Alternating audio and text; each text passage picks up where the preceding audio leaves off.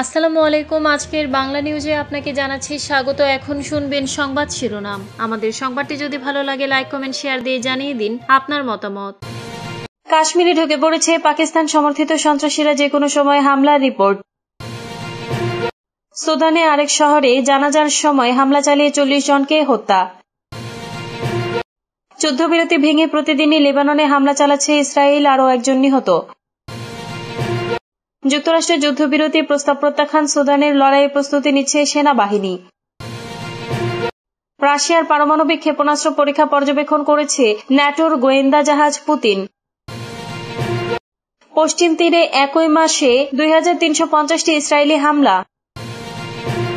ইরানের কাছে এখনো প্রায় সব সমৃদ্ধ ইউরেনিয়াম রয়ে গেছে আইইএই এর প্রধান। শিগগিরই পারমাণবিক পরীক্ষা চালাতে পারে উত্তর কোরিয়া, দাবি রিপোর্টে। কাশ্মীরে ঢুকে পড়েছে পাকিস্তান সমর্থিত সন্ত্রাসীরা, যে কোনো সময় হামলার রিপোর্ট। ভারত নিয়ন্ত্রিত কাশ্মীরে সশস্ত্র হামলার মাত্র 6 মাস পর অঞ্চলটিতে আবারও হামলার পরিকল্পনা করছে পাকিস্তান সমর্থিত সশস্ত্র গোষ্ঠী লস্করি তৈবা এবং জেইএম। তারাও অনুপ্রবেশ, গোয়েন্দা নজরদারি ও সীমান্তের বাইরে রসদ সরবরাহ বাড়িয়েছে। ইতোমধ্যে নিয়ন্ত্রণ রেখা ধরে একাধিক এলাকা দিয়ে সশস্ত্র গোষ্ঠীগুলোর ইউনিট কাশ্মীরে প্রবেশ করেছে। নতুন গোয়েন্দা তথ্য উদ্ধৃত করে বুধবার 5 নভেম্বর এক প্রতিবেদনে এনডিটিভি এমনটাই বলেছে। প্রতিবেদনে বলা হয়, গোয়েন্দা তথ্য অনুসারে সেপ্টেম্বর মাস থেকে সন্ত্রাসীরা গোষ্ঠীগুলো অনুপ্রবেশ, গোয়েন্দা নজরদারি এবং সীমান্তের বাইরে রসদ সরবরাহ বাড়িয়ে দিয়েছে। পাকিস্তানের স্পেশাল সার্ভিসেস গ্রুপ এবং ইন্টার সার্ভিসেস ইন্টেলিজেন্স অপারেটিভদের সহায়তায় এলওসি ধরে অনুপ্রবেশের পথ দিয়ে একাধিক সশস্ত্র ইউনিট জম্মু ও কাশ্মীরে প্রবেশ করেছে বলে জানা গেছে। সূত্র এনডিটিভিকে জানায়, সন্ত্রাসী সমেসের নেতৃত্বে লস্করি তৈবার একটি ইউনিট ড্রোন ব্যবহার করে আকাশপথে নজরদারি চালিয়েছে ও নিয়ন্ত্রণ রেখার দুর্বল ফাঁকগুলো চিহ্নিত করেছে। এটি ইঙ্গিত দেয় আগামী সপ্তাহগুলোতে সম্ভাব্য হামলা হতে পারে। গোয়েন্দা মূল্যায়নের উদ্ধৃতি দিয়ে প্রতিবেদনে বলা হয়, পাকিস্তানের বর্ডার অ্যাকশন টিমকে পাকিস্তান নিয়ন্ত্রিত কাশ্মীর জুড়ে পুনরায় মোতায়েন করা হয়েছে, যা ভারতীয় অবস্থানগুলোতে সম্ভাব্য সীমান্ত আক্রমণের ইঙ্গিত দেয়। সুদানের আরেক শহরে জানাজার সময় হামলা চালিয়ে 40 জনকে হত্যা। সুদানের আরেক শহরে জানাজার সময় হামলা চালিয়ে 40 জনকে হত্যা। সুদানের কেন্দ্রীয় কর্দোফান অঞ্চলের গুরুত্বপূর্ণ শহর আল ওবাইদে একটি জানাজায় আধা সামরিক বাহিনী র্যাপিড সাপোর্ট ফোর্সেস এর ড্রোন হামলায় 40 জন নিহত হয়েছে। বুধবার জাতিসংঘের মানবিক কার্যালয় ও তথ্য জানিয়েছে। গৃহযুদ্ধে বিধ্বস্ত দেশটির আল ফাশার শহরে আরএসএফ এর সাম্প্রতিক হামলায় শত শত বেসামরিক মানুষ নিহত হওয়ার পর নতুন করে এই হামলার খবর এলো। জাতিসংঘের মানবিক বিষয়ক সমন্বয় অফিস বলেছে, কর্দোফান অঞ্চলেও নিরাপত্তা পরিস্থিতির অবনতি অব্যাহত রয়েছে। কর্দোফান রাজ্য সরকার বলছে, গ্রামের একটি জানাজার তাঁবু লক্ষ্য করে এই হামলা চালানো হয়েছে। নিহত 40 জনের মধ্যে শিশু ও নারীও রয়েছেন। রাজ্য সরকার আন্তর্জাতিক সম্প্রদায়ের কাছে আবেদন করেছে, তারা অবিলম্বে আরএসএফ কে সন্ত্রাসী সংগঠন হিসেবে ঘোষণা করুক। আধা সামরিক বাহিনীর নিরস্ত্র বেসামরিক নাগরিকদের বিরুদ্ধে জাতিগত ও বর্ণগতভাবে অপরাধ সংগঠন করছে। আন্তর্জাতিক অভিবাসন সংস্থা অনুমান করেছে,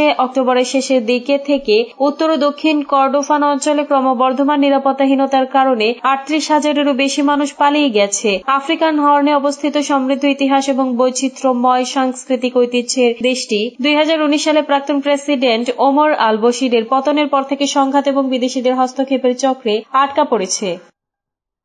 যুদ্ধবিরতি ভেঙে প্রতিদিনই লেবাননে হামলা চালাচ্ছে ইসরায়েল, আরও একজন নিহত। যুদ্ধবিরতি ভঙ্গ করে লেবাননের দক্ষিণাঞ্চলে প্রতিদিনই হামলা চালিয়ে যাচ্ছে ইসরায়েল। বুধবার লেবাননের স্বাস্থ্য মন্ত্রণালয় জানিয়েছে, দখলদার বাহিনীর হামলায় একজন নিহত।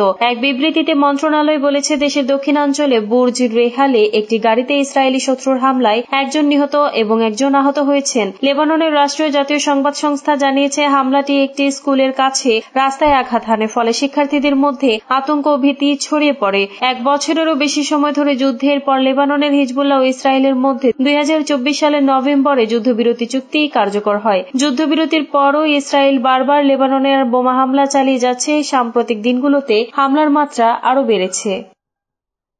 যুক্তরাষ্ট্রের যুদ্ধবিরতি প্রস্তাব প্রত্যাখ্যান, সুদানের লড়াইয়ে প্রস্তুতি নিচ্ছে সেনাবাহিনী। দীর্ঘদিন ধরে রক্তক্ষয়ী সংঘাতে জর্জরিত সুদানের সেনাবাহিনী যুদ্ধবিরতির জন্য যুক্তরাষ্ট্রের প্রস্তাব প্রত্যাখ্যান করেছে। সেনাবাহিনী বলেছে তারা জনগণকে সঙ্গে নিয়ে দেশের পশ্চিমাঞ্চলে নিয়ন্ত্রণ নিয়ে আধা সামরিক বাহিনী আরএসএফকে নির্মূল করতে পরিকল্পনা নিয়ে মাঠে নামবে। দেশের নিরাপত্তা পরিস্থিতি নিয়ে আলোচনা করার জন্য সেনা প্রধান আবদেল ফাত্তাহ আল বুরহানের সভাপতিত্বে সামরিক প্রতিরক্ষা কাউন্সিলের জরুরি বৈঠকে এই সিদ্ধান্ত নেওয়া হয়েছে। বুধবার এক প্রতিবেদনে ফ্রান্স 24 জানিয়েছে, বৈঠক শেষে রাষ্ট্রীয় টেলিভিশনে সম্প্রচারিত এক ভাষণে দেশটির প্রতিরক্ষা মন্ত্রী হাসান কাবরুন বলেন, শান্তি অর্জনের জন্য ট্রাম্প প্রশাসনের প্রচেষ্টা এবং প্রস্তাবনার জন্য আমরা তাদের ধন্যবাদ জানাই। তিনি বলেন, সুদানের জনগণের লড়াই প্রস্তুতি চলছে। যুদ্ধের জন্য আমাদের প্রস্তুতি একটি বৈধ জাতীয় অধিকার। সেনাবাহিনী মার্কিন যুদ্ধবিরতি প্রস্তাবের কোনো বিবরণ জনসম্মুখে প্রকাশ করা হয়নি। এর আগে গতকাল মঙ্গলবার হোয়াইট হাউসের প্রেস সেক্রেটারি ক্যারোলিন লেভিট সাংবাদিকদের বলেন, ওয়াশিংটন এই সংঘাতের শান্তিপূর্ণ অবসান দেখতে চায়, ঠিক যেমনটি আমরা অন্য অনেকের সঙ্গে করেছি, কিন্তু বাস্তবতা হল বর্তমানে মাটিতে পরিস্থিতি খুবই জটিল। রাশিয়ার পারমাণবিক ক্ষেপণাস্ত্র পরীক্ষা পর্যবেক্ষণ করছে ন্যাটোর গোয়েন্দা জাহাজ পুতিন।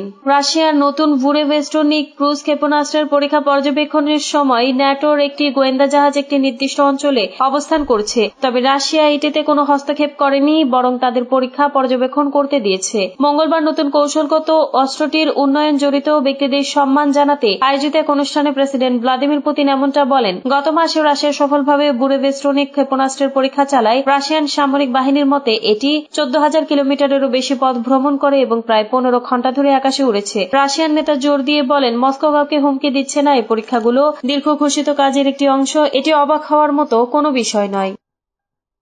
পশ্চিম তীরে এক মাসে 2350টি ইসরায়েলি হামলার রিপোর্ট। ফিলিস্তিনি ভূখণ্ডে আগ্রাসন ও বসতি সম্প্রসারণের সন্ত্রাস চক্র বাড়ছে। নতুন করে আরো প্রায় 2000 বসতি নির্মাণের পথে উচ্চ পরিকল্পনা করছে ইসরায়েলি পরিষদ। পশ্চিম তীরে ইসরায়েলি সেনা ও বসতি স্থাপনকারীরা কোনো নিয়ম কানুন মানছে না। ফিলিস্তিনি কর্তৃপক্ষের কলোনাইজেশন অ্যান্ড ওয়াল রেসিস্ট্যান্স কমিশনের একটি প্রতিবেদন অনুযায়ী গত এক মাসে সেখানে মোট 2350টি হামলা চালানো হয়েছে, যাকে কমিশন সন্ত্রাসের চলমান চক্র হিসেবে অভিহিত করছে। সিআরআরসির প্রধান মুয়ায়াদ শাবান বুধবার জানান, ইসরায়েলি বাহিনী কমপক্ষে 1584টি হামলা করেছে, যার মধ্যে রয়েছে সরাসরি শারীরিক আক্রমণ, বাড়িঘর ভাঙা এবং জলপাই গাছ উপড়ে ফেলা। সবচেয়ে বেশি সহিংসতা হয়েছে রামাল্লা, নাবলুস, হেব্রন ও গভর্নরেটে।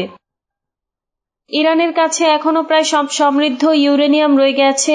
আইএইএ এর প্রধান, ইরানের পারমাণবিক স্থাপনাগুলোতে ইসরায়েল ও যুক্তরাষ্ট্রের হামলা সত্ত্বেও তেহরানের কাছে এখনো প্রায় সমস্ত সমৃদ্ধ ইউরেনিয়াম রয়ে গেছে। বুধবার ফাইন্যান্সিয়াল টাইমসকে কথা জানিয়েছেন আন্তর্জাতিক আণবিক শক্তি সংস্থার প্রধান রাফায়েল গ্রোসি। গ্রোসি বলেন, ক্ষতি ব্যাপক ছিল, কিন্তু আমাদের মূল্যায়ন হল বেশিরভাগ যদি সমস্ত ইউরেনিয়াম 60% সমৃদ্ধ নাও হয়, তবে 20, 5 এবং 2% সমৃদ্ধ ইউরেনিয়াম আছে। তিনি আরো বলেন, উপাদানটি এখনো আছে, যদিও আমরা কোনো চূড়ান্ত পরিণতি নির্ধারণ করছি না, তবে এটা স্পষ্ট যে সমৃদ্ধ উপাদানের অস্তিত্ব, বিশেষ করে এত উচ্চ স্তরে সমৃদ্ধকরণে এবং অস্ত্র গ্রেড স্তরের কাছাকাছি, এটি উদ্বেগের কারণ। এর আগে ইরানের পররাষ্ট্রমন্ত্রী আব্বাস আরাকচি বলেছিলেন, তাদের দেশ শান্তিপূর্ণ উদ্দেশ্যে ইউরেনিয়াম সমৃদ্ধকরণ অব্যাহত রাখতে দৃঢ় প্রতিজ্ঞ।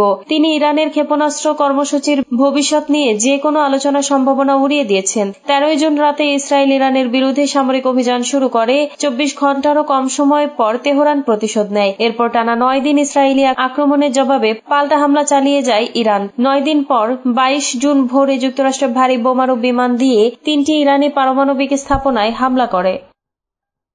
শিগগিরই পারমাণবিক পরীক্ষা চালাতে পারে উত্তর কোরিয়া, দাবি রিপোর্টে। উত্তর কোরিয়া শিগগিরই পারমাণবিক পরীক্ষা চালাতে পারে জানা গেছে। দেশটির সর্বোচ্চ নেতা কিম জং উনের সিদ্ধান্তে এই বড় পদক্ষেপের ইঙ্গিত পেয়েছে দক্ষিণ কোরিয়ার গোয়েন্দা সূত্র। দক্ষিণ কোরিয়ার প্রতিরক্ষা গোয়েন্দা সংস্থার বরাদ দিয়ে এক প্রতিবেদনে এই তথ্য জানিয়েছে রয়টার্স। গোয়েন্দা মূল্যায়নের উদ্ধৃতি দিয়ে সংসদীয় কমিটির সদস্য পাক সুং ওন এবং লি সন ওন বলেছেন, পুঙ্গেরি পারমাণবিক পরীক্ষাগারের তৃতীয় খনিতে এই পরীক্ষাগুলো করা হতে পারে। উত্তর কোরিয়ার পারমাণবিক অস্ত্রের সম্ভাবনার সংবিধান অনুসারে বিকশিত হচ্ছে। তার মতে, পিয়ংইয়ং আন্তর্জাতিক সম্প্রদায়ের কাছে তাদের পারমাণবিক অবস্থার স্বীকৃতি আদায়ের চেষ্টা করছে।